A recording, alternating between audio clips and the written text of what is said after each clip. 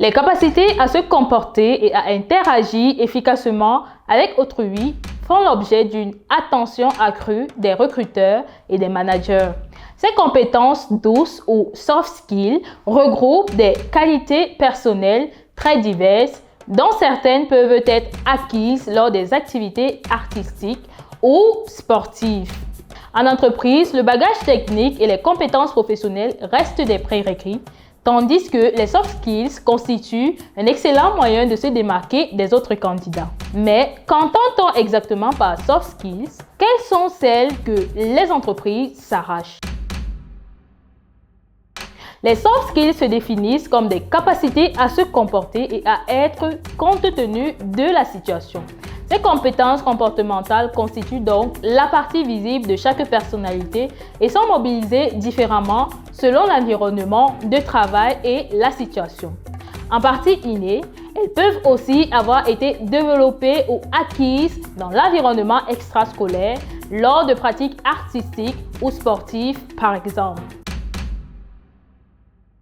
Les compétences techniques sont fondamentales pour assurer une mission, mais elles ne suffisent pas. Il faut compter également sur les capacités humaines ou les soft skills. Quels sont donc ces savoir-être particuliers appréciés par les entreprises et comment les valoriser?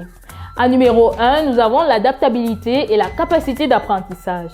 Savoir s'adapter et être capable d'apprendre rapidement, voilà des qualités indispensables dans un monde où les métiers naissent, meurent et évoluent à grande vitesse. Si elles sont si demandées, c'est notamment que les recruteurs sont à la recherche des profils capables de s'adapter à tout type de situation. Car un candidat adaptable a le sens des priorités et n'est pas déstabilisé par les imprévus. Ces soft skills sont un vrai plus pour les entreprises, surtout en temps de crise. En numéro 2, nous avons la pensée analytique et la communication. Ces deux qualités ne sauraient marcher l'une sans l'autre. La pensée analytique étant considérée comme le mode de pensée conscient qui fait appel à la logique, elle est utile en entreprise pour la résolution de problèmes complexes car elle aide à identifier les problèmes, à analyser, à trouver la solution en étant capable de décortiquer, décomposer un problème complexe afin d'obtenir des éléments plus simples à traiter et de produire un raisonnement logique et cohérent. La communication, quant à elle, est une qualité indéniable à tout niveau. Elle permet de faire passer des messages efficacement afin qu'ils soient entendus et compris. Elle permet également de décrypter les codes de la communication non verbale pour pouvoir s'adapter et éviter les malentendus. Elle intervient efficacement dans des actions telles que mener un entretien de recrutement, rédiger un mail de façon adéquate, demander une augmentation, désamorcer un conflit et j'en passe. Il est donc clair que communiquer efficacement est la base des relations saines et sereines. En numéro 3, nous avons le sens de l'organisation.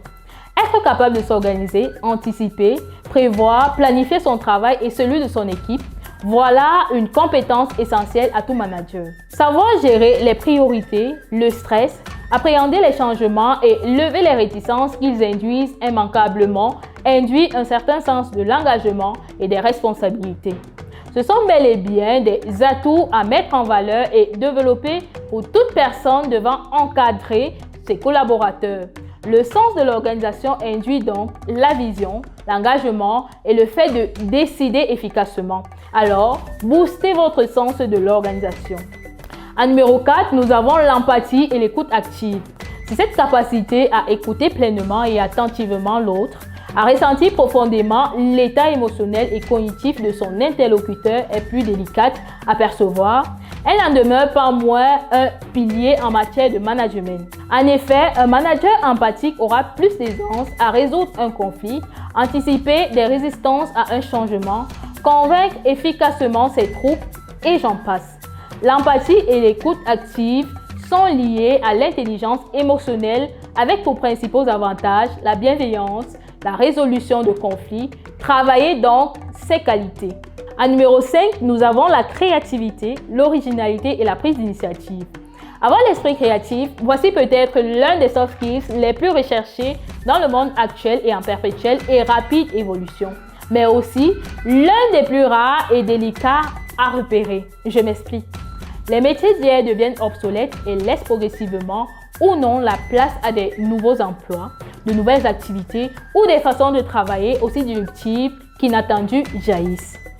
Les entreprises doivent sans arrêt faire preuve de créativité et d'innovation pour rester dans la course, s'adapter à ces nouveaux marchés et modes de fonctionnement, conserver leurs talents et ou attirer de nouveaux. Ainsi, faire preuve de créativité et prendre des initiatives induisent pour un employeur que l'on n'a pas peur de l'inconnu ou encore d'essayer, et aussi que l'on n'a pas peur de se tromper, que l'on sait rebondir et faire de ces écueils une force pour des missions suivantes. En numéro 7, nous avons la fiabilité et l'attention aux détails. L'importance de cette aptitude liée à l'efficacité personnelle est plus ou moins élevée selon les industries. Elle est évidemment demandée dans celles où la précision fait partie intégrante de l'activité. Elle se caractérise par une grande rigueur en toute occasion, de la minutie et de la précision, voire un certain perfectionnisme. Cela réduit le risque d'erreur et donc évite à l'entreprise de perdre de l'argent. C'est donc une qualité à mettre en avant. Des tests de compétences permettent de tester l'attention portée aux détails textuels et visuels. C'est donc quelque chose qui peut se préparer en amont d'un entretien. En numéro 8, nous avons le sens du service. Dans un cadre où les fonctions sont de plus en plus transverses, l'entreprise a besoin des profils capables de sortir de leur mission pour mettre leurs compétences au service de l'entreprise. Que ce soit pour aider un autre département, coacher un collègue ou gérer une urgence, votre sens du service prouve que vous êtes une personne sur qui l'on peut compter. Et pour l'entreprise, cette qualité n'a pas de prix. Cette liste est loin d'être exhaustive. D'autres compétences humaines peuvent venir à la compléter, à savoir l'assertivité, la confiance en soi, la résilience, la capacité à gérer son stress, l'autonomie, l'esprit critique, le leadership, la prise de décision, la négociation, la flexibilité et j'en passe. Nous sommes arrivés au terme de cette vidéo et j'espère que le contenu de cette dernière vous a plu. Si c'est le cas, mettez un like, partagez et surtout activez la cloche des notifications pour ne rater aucun de nos contenus. Portez-vous bien et je vous dis à très bientôt.